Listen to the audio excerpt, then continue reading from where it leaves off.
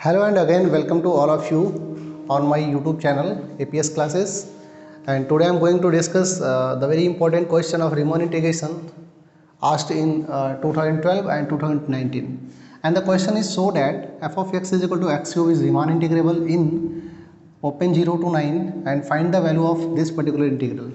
तो अगर हम बात करें इंटीग्रेशन की तो आपने बहुत अच्छे से इंटीग्रेशन को पढ़ रखा है, बट यहाँ पे रीमान इंटीग्रेबल के थ्रू इसको सॉल्व करना है, सॉर्ट आउट करना है। मीन्स कि यहाँ पे आपको 0 से लेके 9 के बीच का पार्टीशन करना पड़ेगा और पार्टीशन पर आपको इस पर्टिकुलर फंक्शन की वैल्यू जो है इंटीग्रेट करनी है, लोअर सम निकालना है, अपर सम निकालना है और बताना है कि upper Riemann integral is equal to lower Riemann integral, और फिर आपको इंटीग्रेशन की वैल्यू निकालनी है। तो यहाँ पे इस पर्टिकुलर क्वेश्चन को हम रीमान इंटीग्रल के फॉर्मेट से सॉल्व करेंगे। तो आइए देखते हैं कैसे इसको सॉल्व करना है। ठीक है, तो फर्स्ट ऑफ ऑल यहाँ पे आपको करना क्या है, सबसे पहले आपको यहाँ पे क्या करना है, 0 से 9 के बीच का पार्टीशन कर लेना है। तो फर्स्ट ऑफ ऑल आप क्या लिखेंगे, यहाँ पे लिखेंगे कि लेट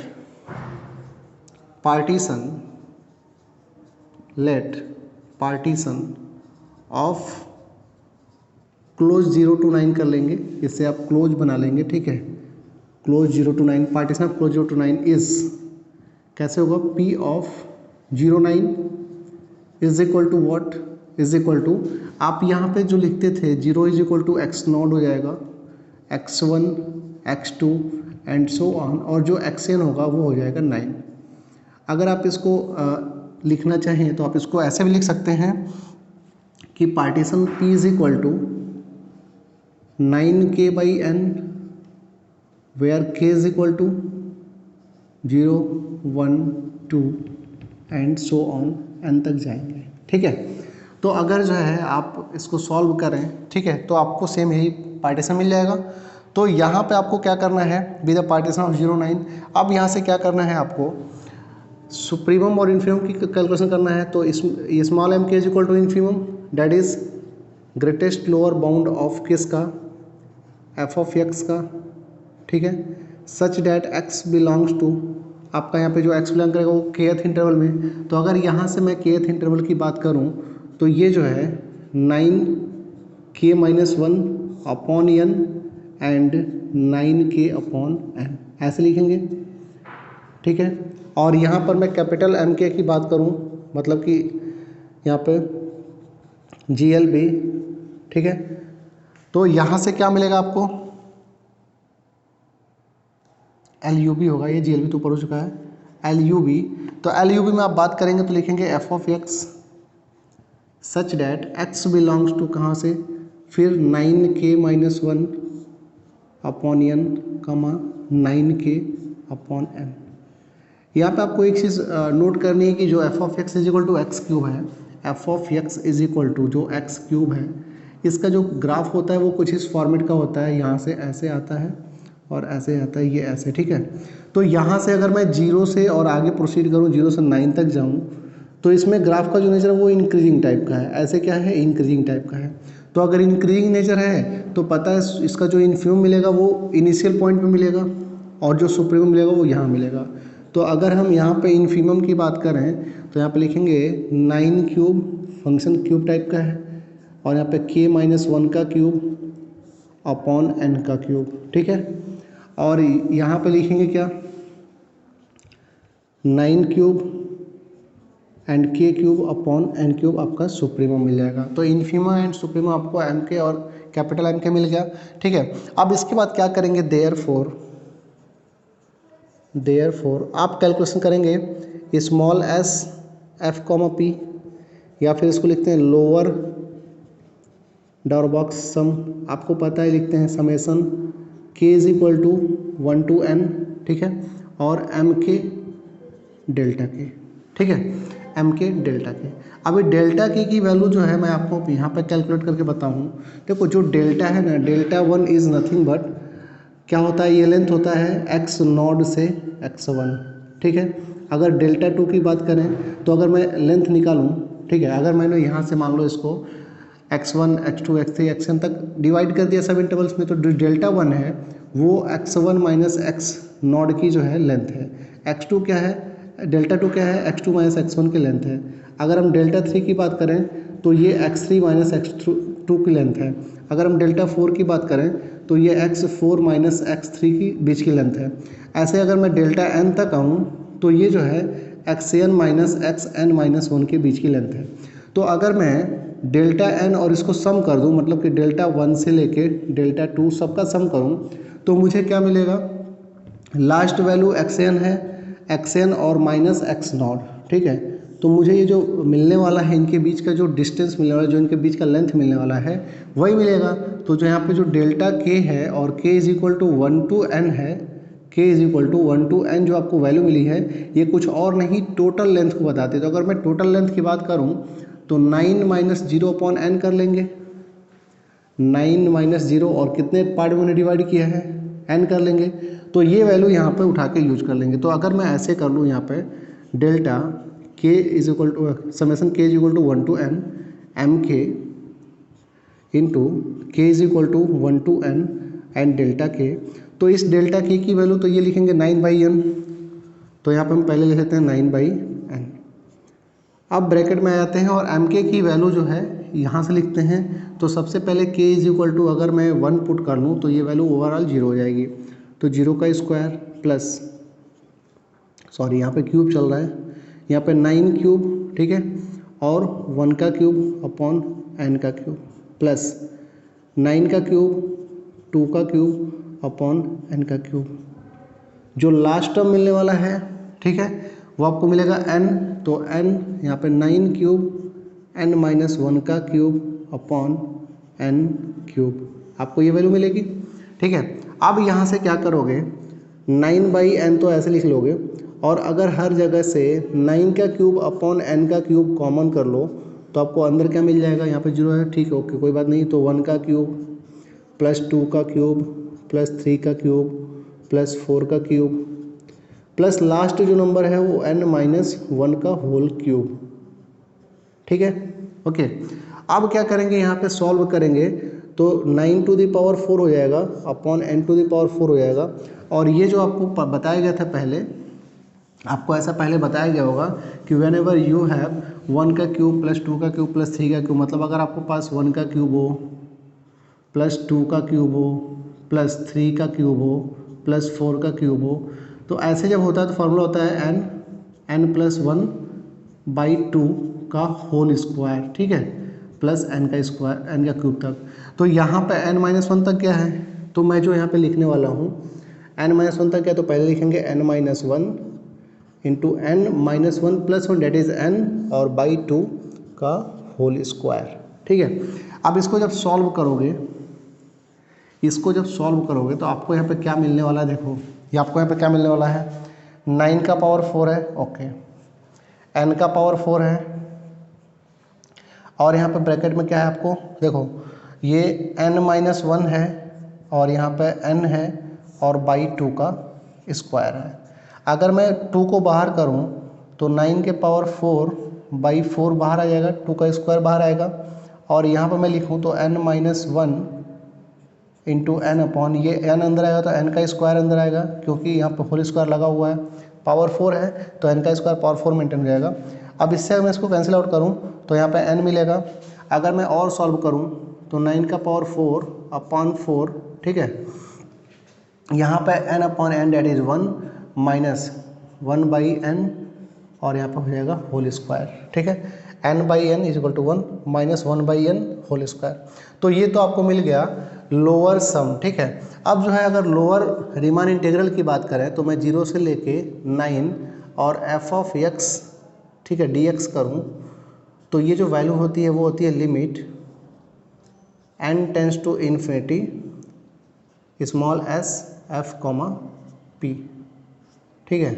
तो अगर मैं ये यूज कर लूँ यहाँ पे, अगर मैं ये वैल्यू यूज कर लूँ तो यहाँ पे लिखेंगे क्या, मैं ऊपर लिख देता हूँ 0 से 9, ठीक है, x cube dx is equal to what, limit n tends to infinity, ठीक है, और यहाँ पे वैल्यू क्या आई है 9 का पावर 4/4 1 माइनस 1/n का होल स्क्वायर। तो ये वैल्यू 0 हो जाएगी, सिर्फ 1 मिलेगा, तो आपको वैल्यू मिलेगी 9 टू द पावर 4/4, ठीक है। तो आपको जो लोअर रीमान इंटीग्रेशन की वैल्यू मिली वो मिली 9 टू द पावर 4/4, ओके।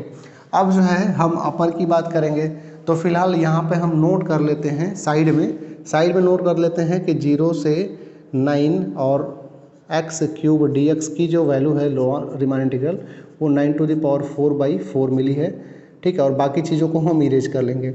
आप एक बार वीडियो को पॉज करके इसको नोट कर लीजिए। ठीक है, फिर आगे हम बढ़ते हैं। तो अगर हम आगे बढ़ेंगे तो इसको हम इरेज करेंगे और इरेज करके हम capital S F comma P निकालेंगे, that is upper Riemann integral. तो अगर हम अपर रीमान इंटीग्रल की तरफ मूव करेंगे तो हमारे पास जो वैल्यू मिलेगी वो कुछ इस टाइप से होगी।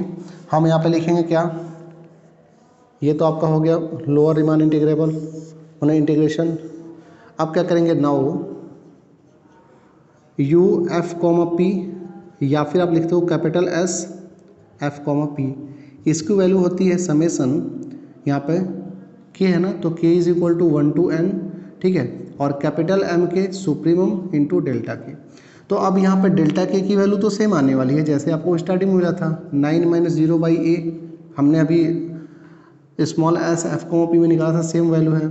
और इनटू में क्या करेंगे, summation k is equal to 1 to n, और यहाँ पे 9 का क्यूब के का क्यूब अपॉन n का क्यूब। अब जब वैल्यू लिखोगे तो अब तो यहाँ पे मिलेगी 9/a ब्रैकेट में 9 का क्यूब इंटू 1 का क्यूब अपॉन n का क्यूब। ठीक है, और ये 9/a नहीं 9/n होगा। ठीक है, क्योंकि 9 - 0/n पार्ट में तोड़े हो तो यहाँ पे n कर लो।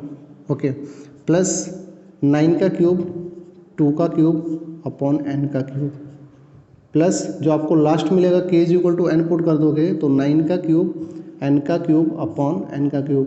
यहाँ से n का क्यूब कैंसिल मत कर देना। ठीक है, नहीं तो सब गड़बड़ हो जाएगा। तो 9 to the पावर, अगर मैं 9 to the power 3 upon n to the power 3 common कर लूँ तो मुझे मिलेगा 1 का क्यूब प्लस 2 का क्यूब प्लस 3 का क्यूब और plus dot dot dot plus n का क्यूब। ठीक है, अब यहाँ पे क्या करेंगे, 9 to the power 4 upon n to the power 4।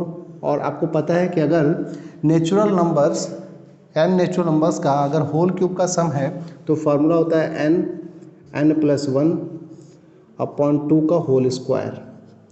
अगर इसके आगे सॉल्व करते हो तो आपको n² अंदर ले जाओ तो यहाँ पे लिखोगे 9 to the पावर 4, और अगर ये 2 बाहर आता है तो स्क्वायर फॉर्म में बाहर आएगा, 2 × 2 = 4 बाहर आ जाएगा। ब्रैकेट में क्या हो जाएगा n+1, और ये अगर n to the पावर 4 अंदर गया तो ऊपर होल स्क्वायर है।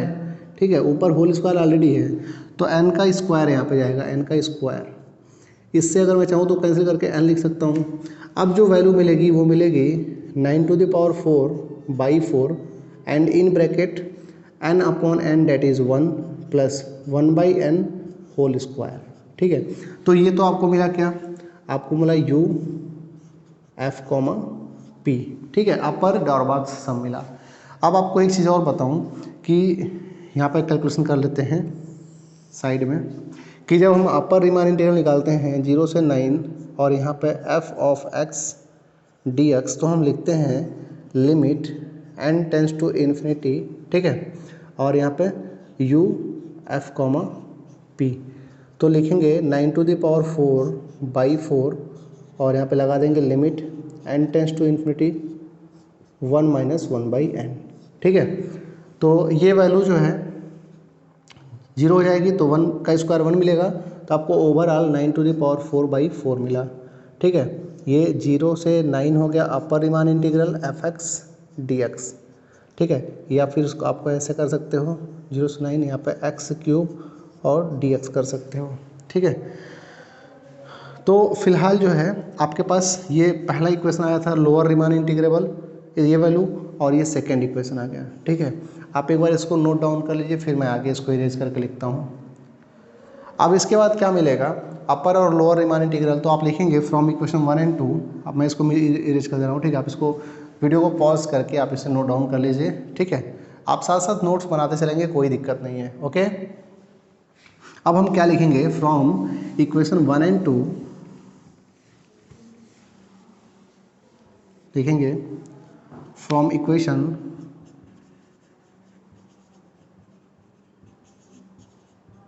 1 and 2 वी हैव, अपने पास क्या मिलेगा, 0 to 9 lower Riemann integral x cube dx is equal to 0 to 9 upper Riemann integration dx is equal to 9 to the power 4/4 और यही आपका आंसर हो जाएगा। ठीक है, ये आपका आंसर हो जाएगा। अब देखो, अगर नॉर्मली आप जो पढ़े हो, ठीक है, आप क्लास 12th में जो पढ़े हो इंटीग्रेशन, अगर उसके हिसाब से करो तो यहाँ पे इंटीग्रल दिया हुआ है x क्यूब dx दिया है, यहाँ पे 0 है, यहाँ पे 9 है। आपको पता है x क्यूब का हो जाएगा x to the power 4/4, यहाँ पे 0 यहाँ पे 9। अरे फॉर्मूला पता है ना कि x to the power, यानी अगर इंटीग्रल dx होता है तो लिखते हैं x to the power n+1 upon n+1, तो 3 + 1 4 एंड 3 + 1 4, तो यहाँ से आप 1/4 बाहर कर लो और x to the power 4 0 और यहाँ 9 कर लो तो 1/4। अब यहाँ पे 9 to the power 4 minus 0 to the power 4, तो आपको फाइनली 9 to the power 4/4 मिल जाएगा और यही तो यहाँ पे आंसर आया, 9 to the power 4/4, यही तो आंसर आया। तो हम जो ये करते हैं क्लास 12th में जो करते हैं, ठीक है, ये हम डायरेक्टली करते हैं और इसे आगे हम बताएंगे कि जो है एक थ्योरम होता है, उस थ्योरम के बाद ये चीज़ें आती हैं, डायरेक्ट जो है इंटीग्रल निकालते हैं रीमान इंटीग्रेशन का। फिलहाल ये रीमान इंटीग्रेशन जो आपको एग्जाम में पूछा है वो ऐसे करना है, तो आपको यहाँ पे फाइनल आंसर आया और इतना करने का आपको 5 मार्क्स जो है मिलेगा।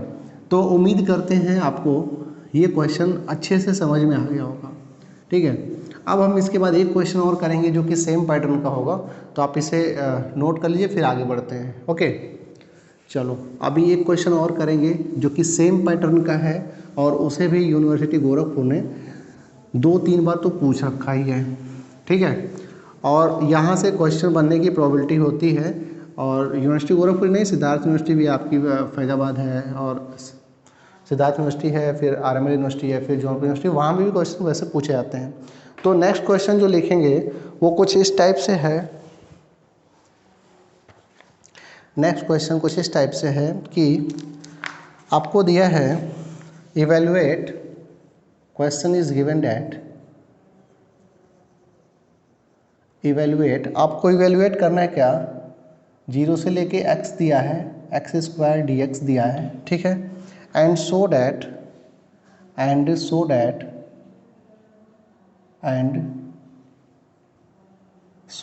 आपको शो क्या करना है कि f is a Riemann integrable on 0 to a, और ये जो है DDU ने, आपके दीनदयाल उपाध्याय यूनिवर्सिटी गोरखपुर ने इसे जो है 2014 में,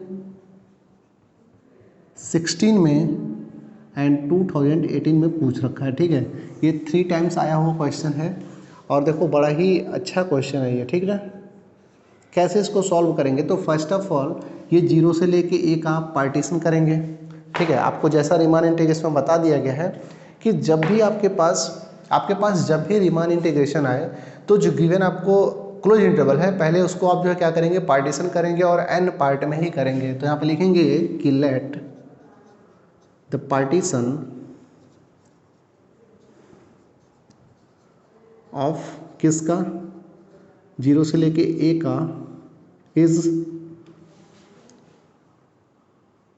late partition of 0 to a is defined as, या फिर एज इट इज़, जो भी लिखना है, partition of 0 to a is equal to what. देखो यहाँ पे आपको लिख सकते हो 0 इज इक्वल टू x0, फिर x1, फिर x2, और जो आपका xn होगा, xn की वैल्यू हो जाएगी a।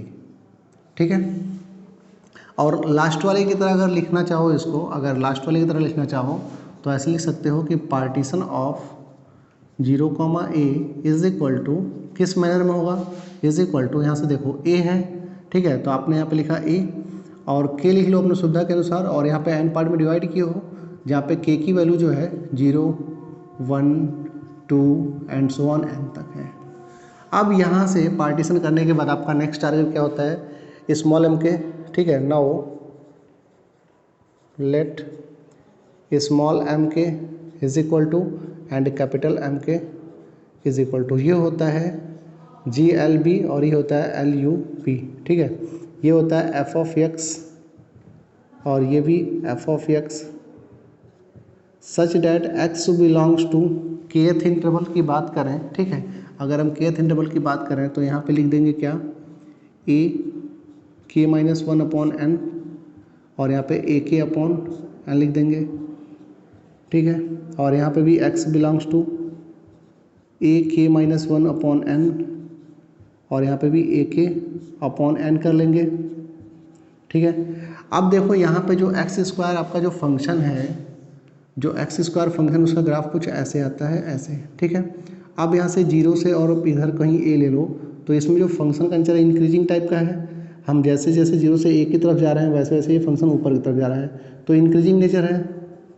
और जब भी इंक्रीजिंग नेचर होता है तो स्टार्टिंग पॉइंट पे इन्फिनिमम मिलता है और लास्ट पॉइंट पे सुप्रीमम मिलता है। तो यहाँ पे जो आपको एम के मिलने वाली है, यहाँ से क्या मिल जाएगी, ए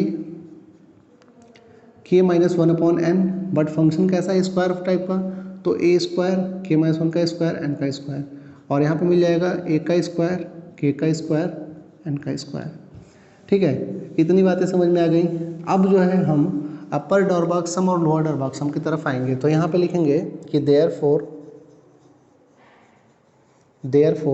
आप क्या लिखेंगे कि आपको अगर capital S F comma p निकालना हो, या फिर आपको upper Darboux sum f comma p निकालना हो, तो ये कैसे मिलेगा, summation k is equal to 1 to n capital M k and delta k, ठीक है। अब देखो डेल्टा के बारे में थोड़ी सी बात कर लें। अगर मान लो मैंने क्या किया, क्लोज इंटरवल ए कॉमा बी को मैंने एन पार्ट में डिवाइड किया, तो यहाँ पे एक्स नॉट ये x1 लिया और x0 इसकी वैल्यू हो गई, x2 हो गया, x3 हो गया। तो जब डेल्टा 1 लेते हैं तो डेल्टा 1 का मतलब क्या होता है कि x1 से लेके x0 के बीच की दूरी, तो x1 माइनस x0 करते हैं, लेंथ बताते हैं।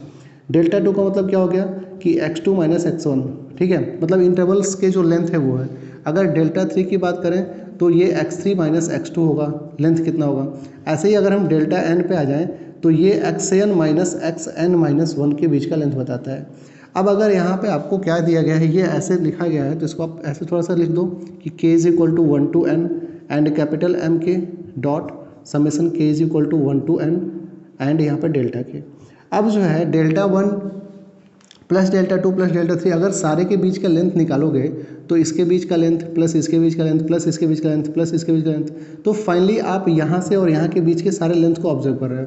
तो अगर स्टार्टिंग से और इन तक लेंथ देखें तो पहला पॉइंट आपका यहाँ पे 0 दे रखा है और लास्ट पॉइंट आपका a दे रखा है, तो ऑब्वियस है कि a माइनस 0/n आप निकाल रहे हो। तो अगर summation k is equal to 1 to n delta k की बात करें तो ये a माइनस 0/n, तो यहाँ पे लिख सकते हो क्या, इसकी वैल्यू पहले लिख लो कि a माइनस 0/n एंड फिर इनटू में k is equal to 1 to n and capital m k, ठीक है। अब कैपिटल एम के की वैल्यू यहाँ से यूज करेंगे क्योंकि ये वैल्यू आपको कैपिटल एम के जो है सुप्रीमम एलयू भी दे रखा है, लीस्ट अपर बाउंड ये। तो अभी मैं इसको इरेज करता हूँ, ये समझने के लिए था।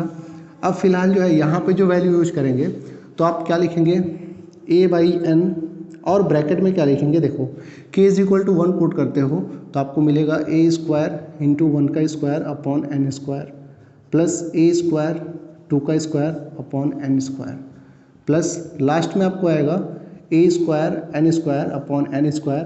मैंने बता रखा है कि n स्क्वायर से n स्क्वायर कैंसिल नहीं करेंगे, अगर कर देंगे तो दिक्कत हो जाएगी। यहाँ पे a/n मिला है, ठीक है। अब क्या करोगे, इसमें से a square upon n square आप कॉमन करोगे। जैसे ही a square n square common करते हो तो आपको मिलेगा 1 का स्क्वायर प्लस 2 का स्क्वायर प्लस 3 का square plus dot dot dot plus n का स्क्वायर, ओके। अब जो है आप क्या लिखोगे यहाँ पे, a cube upon n cube bracket में 1 का स्क्वायर प्लस 2 का स्क्वायर प्लस 3 का square plus and so on. अब आपको पता है कि जब नेचुरल नंबर्स के n नेचुरल नंबर्स के स्क्वायर का सम होता है तो उसका फॉर्मूला आपको पता है। क्लास 11th में ये चीज़ें बताई गई हैं आपको, NCERT चैप्टर नंबर 4 में सारी चीज़ें दी गई हैं।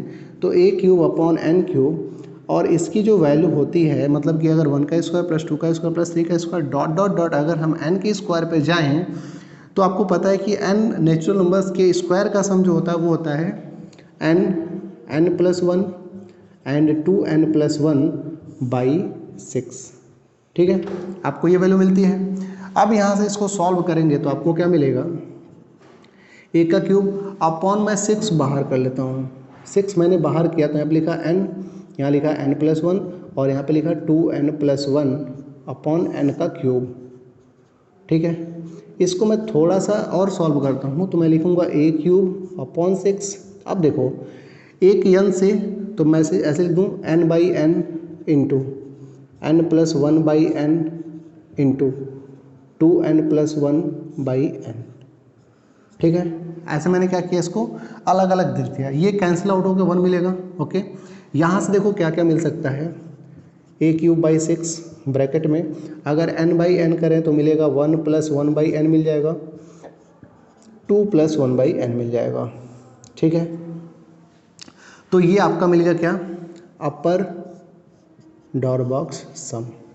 अब जो है अपर इंटीग्रल की बात करें तो अगर मैं ऐसे करूं 0 से लेके a और x क्यूब dx की बात अगर मैं करूं, ठीक है, और यहाँ पे अपर इंटीग्रल लगा दूं तो ये होता है limit n tends to infinity s f comma p capital S। तो यहाँ पे लिखेंगे लिमिट यहाँ पे n tends to infinity a का क्यूब बाई 6 ब्रैकेट में 1 plus 1 by n 2 plus 1 by n.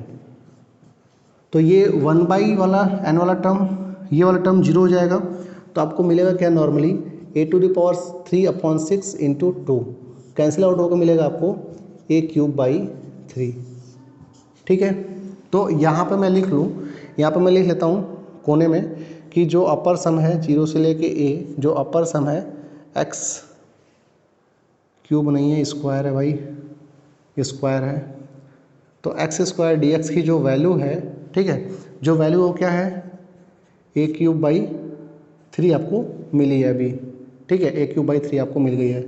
तो इसको मैं साइड में लिख लेता हूँ और इसको मैं इक्वेशन 1 भी कर देता हूँ। ये जो वैल्यू मिली है, ये जो वैल्यू मिली है इसको मैं 1 कर लेता हूँ। आप इसे नोट कर लीजिए, ठीक है, आप इसे नोट कर लीजिए, फिर मैं इरेज करके और लोअर सम को फाइंड आउट करूँगा, ठीक है। आप इसे नोट कर लीजिए, फिर हम लोअर सम को फाइंड आउट करेंगे। उम्मीद करते हैं आपको इतनी सारी चीज़ें समझ में आई होंगी। अब अगर जो है हम लोअर सम की तरफ चलें तो यहाँ से इरेज करेंगे और आगे बढ़ेंगे।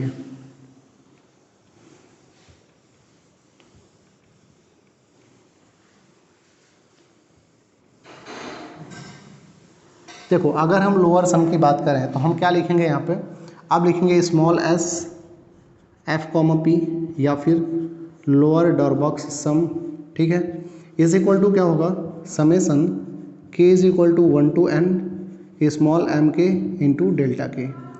डेल्टा k की वैल्यू हम पिछले बार की तरह सेम लिख लेंगे, a बाई एन होता है, ठीक है, because a minus 0 by n करेंगे तो a बाई एन मिल जाएगा। और अब यहाँ पे आपके पास जो नेक्स्ट पॉइंट है वो क्या है कि k is equal to 1 to n and m k की वैल्यू ये वाली यूज कर लेंगे कि a एंड k माइनस 1 का स्क्वायर अपॉन n का स्क्वायर, यहाँ a का स्क्वायर भी है। ओके, अब अगर k की वैल्यू 1 2 3 आप पुट करोगे तो a बाई एन मिलेगा, ब्रैकेट में मिलेगा पहले 0 का स्क्वायर, फिर a square 1 square upon n square, फिर a square 2 square upon n square. यहाँ पे जो बात जाएगी वो a स्क्वायर n माइनस 1 का स्क्वायर अपॉन n स्क्वायर पर बात जाके रुक जाएगी। फिर आप क्या करोगे, a बाई एन तो लिखोगे ही, और अगर a square by n square common कर लिए तो वैल्यू मिलेगी 1 का स्क्वायर प्लस 2 का square plus dot dot dot plus n minus 1 का स्क्वायर। ओके, अब अगर n माइनस 1 का स्क्वायर आपको मिलेगा तो इस सिचुएशन में क्या कर सकते हो, आपको पता है कि n नंबर्स का जो सम होता है वो होता है n प्लस 1 बाई 2। तो यहाँ पे पहले a टू द पावर 3 कर लो, n का पावर 3 कर लो, और यहाँ पे देखो होता है n, तो n की जगह n माइनस 1 है, n minus 1 plus 1 that is n मिल जाएगा, और यहाँ पे 2 ब्रैकेट में n माइनस 1, ठीक है, और प्लस 1 आप ऐसे लिख लोगे, क्योंकि फॉर्मूला क्या होता है मेरे भाई, फॉर्मूला ये होता है, आपको मिलता है n plus 1 2n plus 1 by 6, ठीक है, स्क्वायर्स n यहाँ पे 1 square plus 2 square plus 3 square and plus dot dot dot plus n का स्क्वायर होता है। तो ये वाला फॉर्मूला हम यूज करते हैं, ये इसके इक्विवेलेंट होता है, ठीक है। तो यहाँ पे लास्ट में n का स्क्वायर ना हो के n माइनस 1 का स्क्वायर है, दैट्स वाई मैंने यहाँ पे n माइनस 1 लिखा, यहाँ पे n माइनस 1 और यहाँ n minus 1 plus 1 that is n मिल जाएगा। अब इसको सॉल्व करोगे तो देखो आपको क्या मिलेगा, a का क्यूब बाई 6 बाहर कर लो, n माइनस 1 इंटू n, और यहाँ पे देखो 2n-2 तो लिख सकते हो 2n-2 + 1 डेट इज -1 अपॉन एक n यहाँ पे कर दो, एक n यहाँ पे कर दो, एक n यहाँ पे कर दो। ठीक है, देखो मैंने क्या किया, मैंने यहाँ से 6 को बाहर किया, n³ को अंदर किया, तो एक n यहाँ, एक n यहाँ, एक n यहाँ, मल्टीप्लाई करोगे तो ऑब्वियस है n³ आ जाएगा और ऊपर वाले को मल्टीप्लाई करके यहाँ ऊपर वाला आपको यहाँ पे न्यूमरेटर मिल जाएगा जो ऊपर दे रखा है। ठीक है, तो अब जो है इतनी बातें हो गई, यहाँ से n से n कैंसिल आउट हो गया, n/n डेट इज़ 1 -1/n। तो इसको जब लिखोगे तो यहाँ पे लिख सकते हो कैसे, यहाँ पे लिख सकते हो ऐसे, देख लो भाई लास्ट लाइन पर हम लोग चल रहे हैं, a³/6 ओके, एंड ब्रैकेट में n/n तो 1 हो जाएगा अपॉन n एंड यहाँ पे 2 - 1/n। ठीक है, तो ये तो आपको मिला लोअर सम। ठीक है, अब जो है लोअर इंटीग्रल की बात करेंगे तो 0 से लेके a और यहाँ पे, और अगर x² dx की बात करेंगे तो ये मिलेगा limit n tends to infinity. ठीक है, और यहाँ पे स्मॉल s f, p, तो ये जो वैल्यू मिलेगी आपको मिलेगी क्या, a³/6 1 - 1/n एंड 2 - 1/n। ठीक है, तो ये तो 0 हो जाएगा, ये भी 0 हो जाएगा, तो फाइनली मिलेगा a³/6 × 2 तो 2 3 6 a³/3 मिलेगा। ठीक है, आप इसको इक्वेशन 2 कर लेंगे। अब देखो upper Riemann integral a³/3 and lower Riemann integral equal to a³/3, तो आप लिख सकते हो, आप यहाँ पे क्या लिख सकते हो, फ्रॉम इक्वेशन 1 एंड 2 आप लिख सकते हो, from equation 1 and 2 we have, आपके पास क्या होगा, आपके पास होगा 0 से a lower Riemann integral x² dx is equal to 0 से a upper Riemann integral x² dx is equal to, दोनों की वैल्यू कितनी आई है, a³/3 आई है। ठीक है, और ये आपका रीमान इंटीग्रल का इवैल्यूएशन हो गया। और अगर जो है lower Riemann integral is equal to upper Riemann integral हो जाए तो हम बोलते हैं कि ये जो है फंक्शन, एंड हियर लिखेंगे, and here lower Riemann integral of, यहाँ पे लिख लेंगे f(x) is equal to upper Riemann integral of f(x) implies that f is R integrable. ठीक है, यहाँ पे प्रूव्ड हो गया। तो मैं उम्मीद करता हूँ आपको ये क्वेश्चन अच्छे से समझ में आया होगा। ठीक है, एक बार इसको अच्छे से रीड कर लो, वीडियो को पॉज करके इसे नोट डाउन कर लो, फिर हम आगे की बात करते हैं।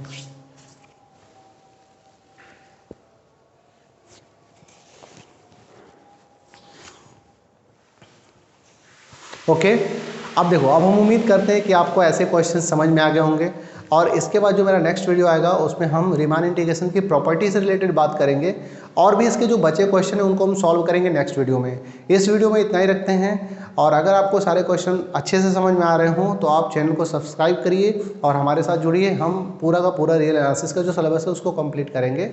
ओके, और चैनल को सब्सक्राइब करिए, लाइक करिए, कमेंट करिए और सपोर्ट करिए हमको। ठीक है, thank you for watching this lesson and have a good day everyone, take care.